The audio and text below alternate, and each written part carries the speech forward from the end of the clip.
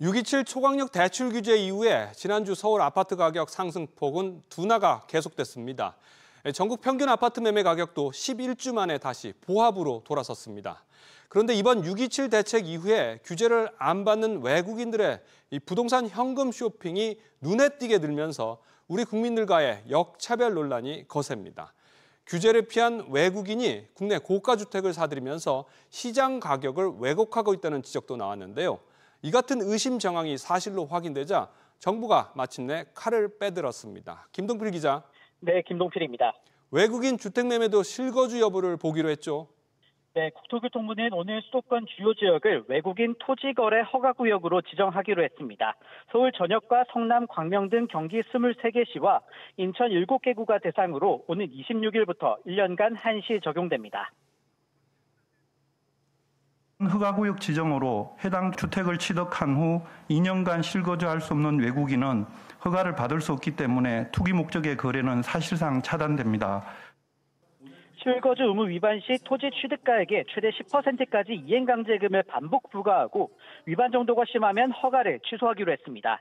정부는 연말까지 허가구역 내 자금 조달 계획서 제출을 의무화하는 한편 해외 자금 출처와 비자 유연까지 적도록 하고 상시 조사를 통해 적극 단속할 예정입니다.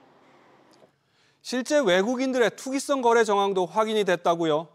네, 그렇습니다. 해외 자금으로 집값을 끌어올린 의심 거래가 다수 확인됐습니다. 비거주 외국인의 국내 주택 매입이 2023년 8월 집계 이후로 지속적으로 증가하고 있습니다. 특히 자금 조달 내역이 불분명한 고가주택 거래 등 투기성 거래로 의심되는 사례가 다수 발생하고 있습니다. 180억 원 용산 아파트나 73억 서초구 아파트, 82억 원 성북구 단독주택 등을 전액 예금으로 산 것을 확인한 건데요. 해외 자금을 은행에 입금하면 예금으로 기재되는 점을 이용한 겁니다. 여기에 중국인들을 중심으로 한 외국인 주택 거래도 유의미하게 증가한 점도 배경 중 하나입니다. 지난 2023년부터 연평균 26%씩 증가했는데 이 중 59%가 아파트에 집중됐습니다. SBS 비즈 김동필입니다.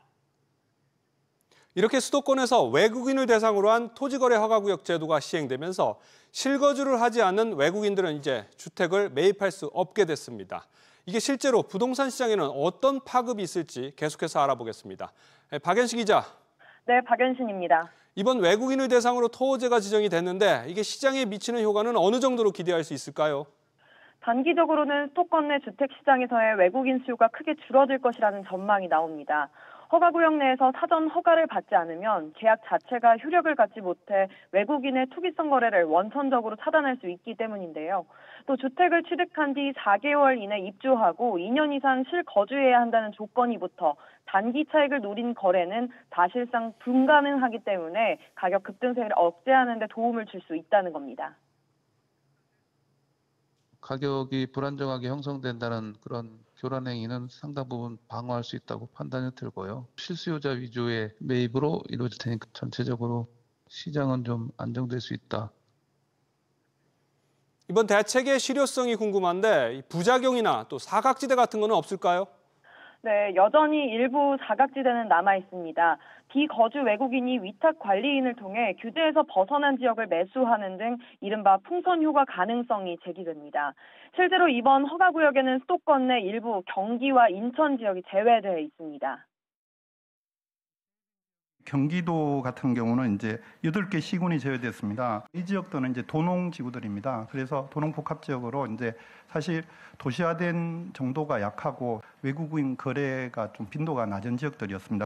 강원의 옹진군 여러분 잘 아시는 도서 지역이고 동구도 상대적으로 이제 외국인 거래 빈도가 낮아서 이번에 제외를 하게 됐습니다. 국토부는 이에 대해 외국인 거래 추이를 면밀히 살펴 필요하면 규제 지역을 추가로 확대하겠다는 입장입니다. SBS 비즈 박연신입니다.